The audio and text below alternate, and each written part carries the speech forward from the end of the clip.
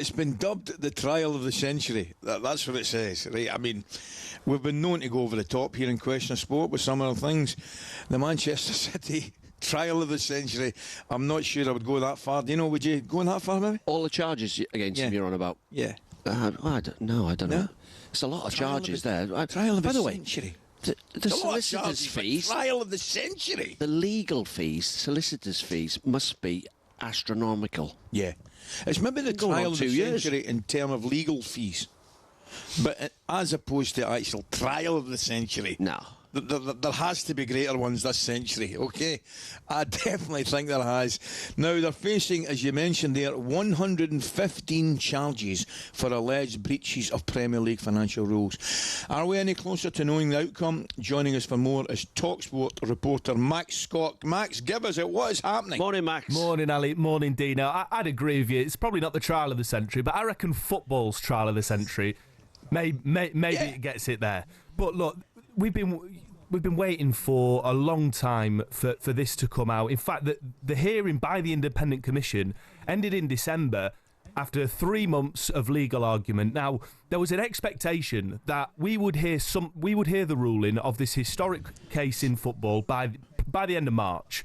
And here we are, still in April, knowing absolutely nothing. Now, the Telegraph are reporting that actually a result won't come until the summer. Now, the Premier League season starts in August 16th, fellas, so there is a world in which we still don't know going into the new season. Now, you might be thinking, well, why is this taking so long? And you've mentioned it, the amount of lawyers, the legal fees.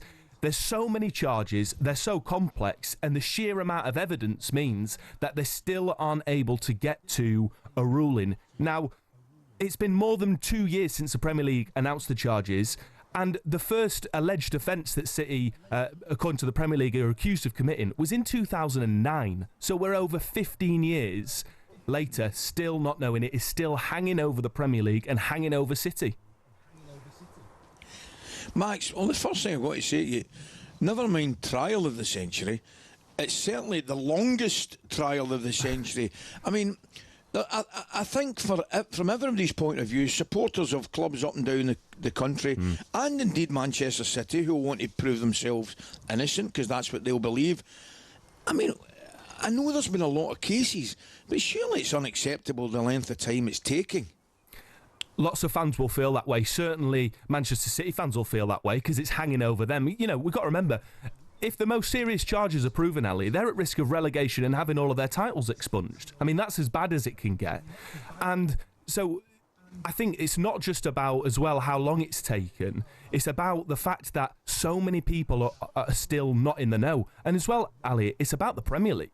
Let's not just think about City. Yeah. If City win this, and of course they say they've got irrefutable evidence to clear their name, the Premier League's reputation will be in absolute tatters if they're seen to lose this case.